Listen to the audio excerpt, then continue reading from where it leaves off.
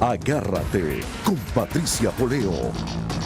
Regresamos con Agárrate y estamos con Vilma Petrach. Vilma, yo entrevisté el viernes, por cierto, recomiendo a quienes no hayan visto la entrevista que la vean, a Álvaro Uribe, el expresidente colombiano. Está en mi página de Facebook, que es www.facebook.com/Patricia Poleo Oficial. Ahí está, y ustedes la pueden ver con calma cuando tengan tiempo.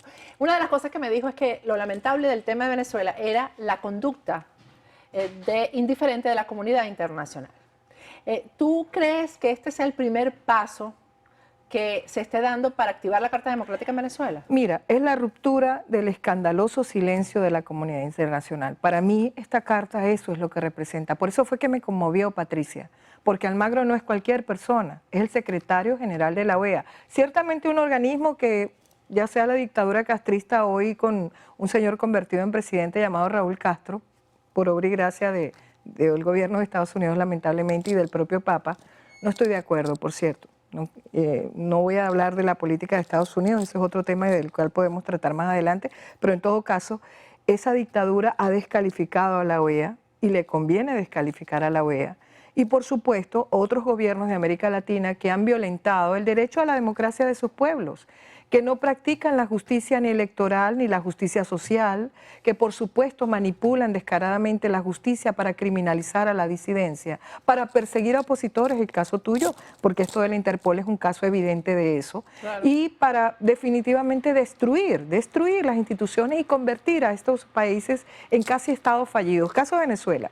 Yo te hablaba, por ejemplo, que a mí me llamó mucho la atención, más allá que yo esté en desacuerdo con ciertas cosas que él dijo después con respecto al difunto Hugo Chávez, que es el gran responsable de este desastre, de este descalabro, de esta destrucción masiva, porque él fue una bomba de destrucción masiva contra Venezuela, y ahí tenemos las consecuencias, que Venezuela era uno de los países, siendo él un reportero de guerra, que él le llamaba la atención poderosamente que tuviera los estragos de países que han atravesado por guerra sin haber tenido una guerra. Siendo él el corresponsal de guerra con mayúscula. Entonces yo dije, bueno, pero claro, lo que a mí me llamó la atención es que él dice que Chávez no hubiera llegado a estos extremos. No, Chávez es el causante de todo este desastre. Él fue el causante, él fue el primero que, por ejemplo, a la jueza Fiuni, por televisión, claro, la condenó a 30 años. ¿Tú te acuerdas? Él es el que la tiene sometida todavía, después de muerto, a este absolutamente, bueno, y no olvidemos que el señor Maduro fue su canciller por 6 años y fue su vicepresidente y fue elegido a dedo por La Habana, donde el difunto, sea manipulado o no por la dictadura castrista, escogió como su sucesor al señor Nicolás Maduro. Este desastre se lo debemos a Chávez. Entonces, nunca justifiquemos, y considero que el señor, ahí es donde se equivoca John Lee Anderson de plano, pero en la identificación de Venezuela como un país que es hoy por hoy un país que tiene las mismas características de un país devastado por la guerra. Bueno, ahí lo tenemos las consecuencias. Venezuela hoy pasa. Mira, yo te voy a decir algo que quisiera un poco compartir con la audiencia que vive en Venezuela y la que está internacionalmente. Habla mi sobrino conmigo y me dice, tía, renunciamos 5 personas, un muchacho profesional, con maestría, un muchacho muy bien educado. ¿Tú sabes cuánto ganaba él en una organización financiera? ¿Cuál era su sueldo mensual? $100, Patricia. Estamos hablando en la Venezuela de hoy. Y cifras que ahorita me escribió también Jesús Cacique, que es un economista muy importante en Venezuela, me dice, ya estamos listos con la hiperinflación, ya está presente en Venezuela, ¿no? La cantidad de sueldos al año que tienes que tener, o sea, para reunir para comprar un carro cualquiera, son cifras que son absurdas, parecen realismo mágico. Es realismo mágico. Y te digo una cosa, lo que más me llamó la atención de esta conversación que tuve con mi sobrino es que él me dice, de los 5 que renunciamos, 4 se están yendo del país. Sí, eso es un drenaje de capital humano. Y no podemos, Patricia, criticar al que se va. El que se va está protegiendo a su familia, aunque adore al país, aunque quiera a Venezuela. El futuro de sus hijos. Claro, absolutamente.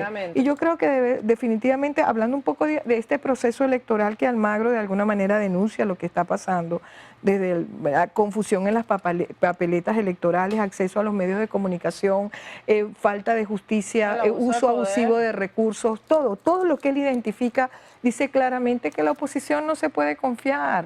que la Bueno, oposición, si después de esta carta todavía... no, es que yo creo que aquí le está diciendo, señores, no quieren que yo vaya, porque todo esto es un retrato de lo que está pasando electoralmente con Venezuela, de que en Venezuela no existe justicia, y mucho menos justicia electoral, Pero es que y que nada no debe, hay nada manera, teme. El es que nada debe, mira, nada Patricia, teme. ellas ya armaron, y lo quiero decir, no, hay que votar, claro que hay que Sí, votar, por supuesto. pero están haciendo todo para que la oposición tenga mayoría simple, con lo cual no va a hacer absolutamente nada.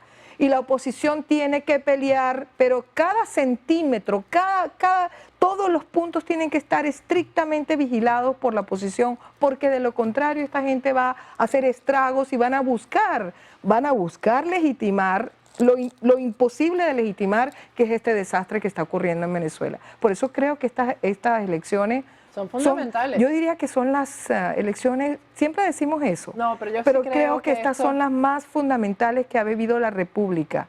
Porque es que estamos y perdiendo... de la conducta del ciudadano depende de muchas cosas. No, porque es que el país está en Vilma. proceso de desintegración, Así es. Patricia. Esto ya es demasiado grave. Venezuela es un estado fallido, ya es un estado fallido. Y ni siquiera podemos tener una dictadura funcional, hablando de dictadura funcional, ahí le tenemos el castrismo que logró que el gobierno americano negociara con ellos en sus mejores condiciones y esté dando todas las concesiones que tienen que dar, nada que ver con el caso venezolano, que no hay un gobierno que funcione. Así es. Así Bueno, que- vamos a pasar de tema, nos vamos aquí Sí. a estas Vamos a tierras que hablar. nos acogieron, a Estados Unidos. Háblame de cómo estuvo ese debate republicano. Bueno, voy a hablar de un tema que, por cierto, me duele menos, pero me interesa mucho. Claro. Me duele menos porque Venezuela es un dolor permanente y es difícil. No es que uno no pueda mantener la objetividad, Patricia, sino que realmente nos duele muchísimo la degradación del país.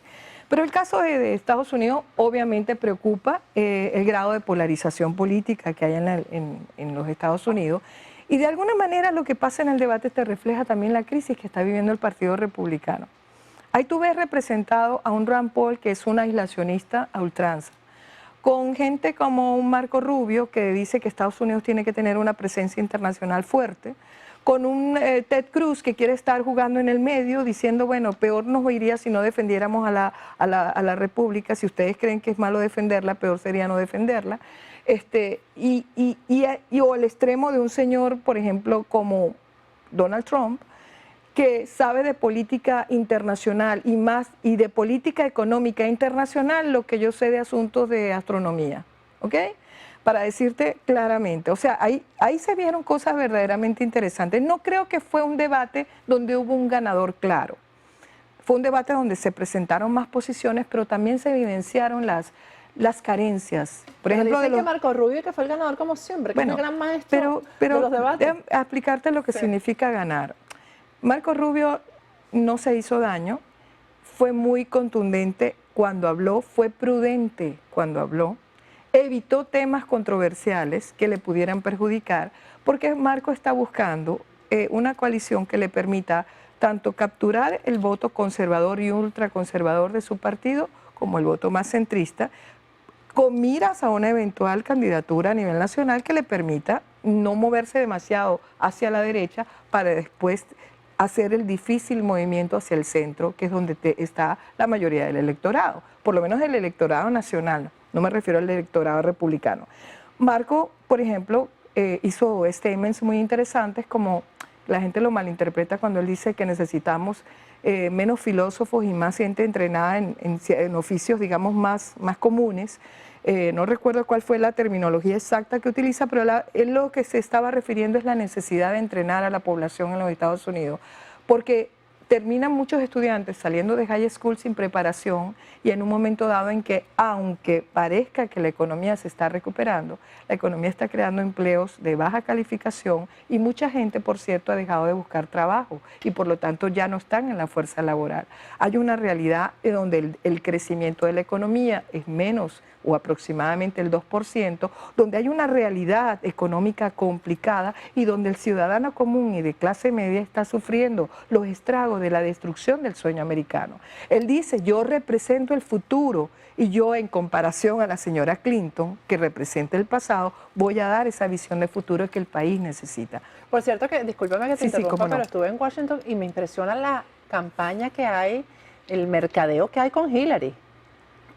o sea, en todas las tiendas, en todos lados, o sea, es una campaña realmente de cositas que comprar que se refieren a Hillary. Sí, bueno, mira, Hillary pareciera ser la candidata inevitable del Partido Demócrata, pero mira, yo creo que el Partido Republicano tiene que hacer un trabajo muy arduo.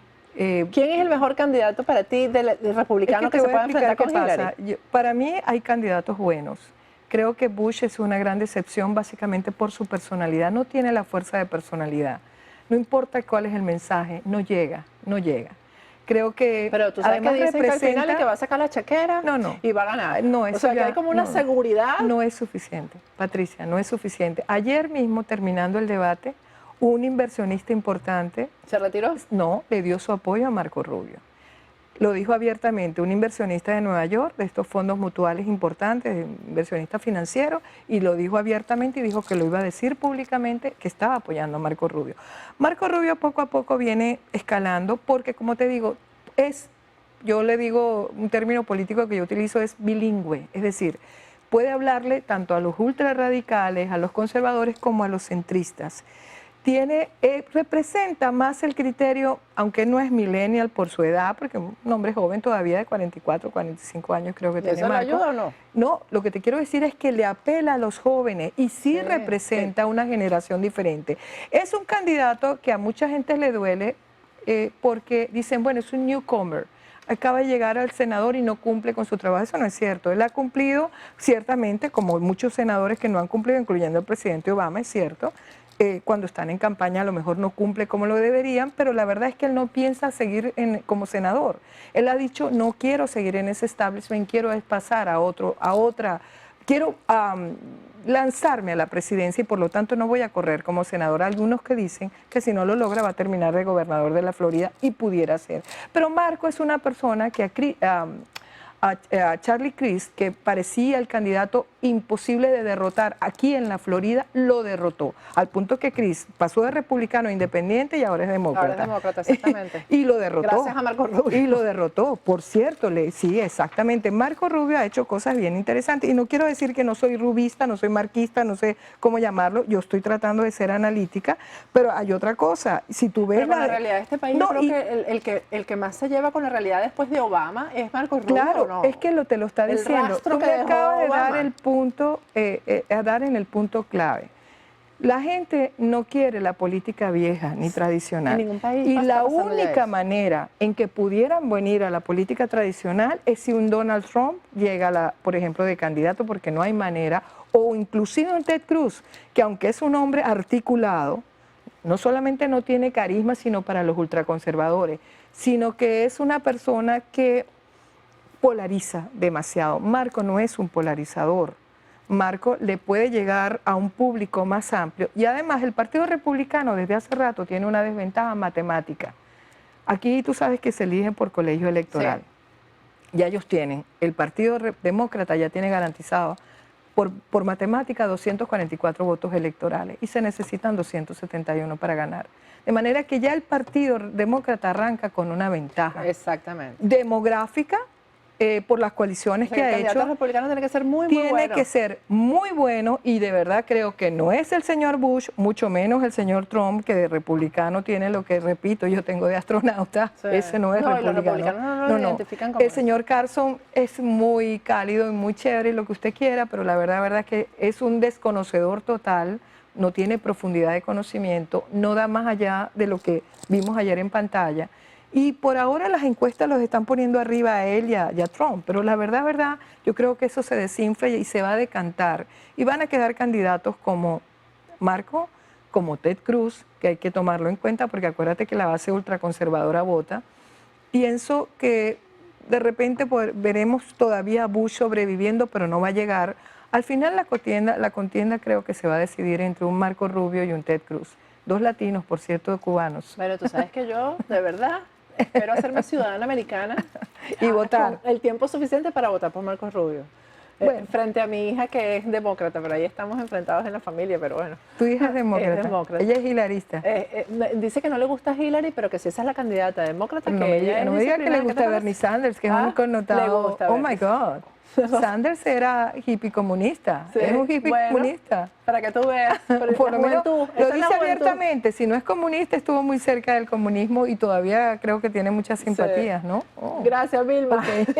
Así que en el camino tenemos que seguir Sí, conversando sobre esto. Bueno, ya saben, absolutamente. no se vayan de ahí porque al regreso viene Mr. Popo. Ya volvemos.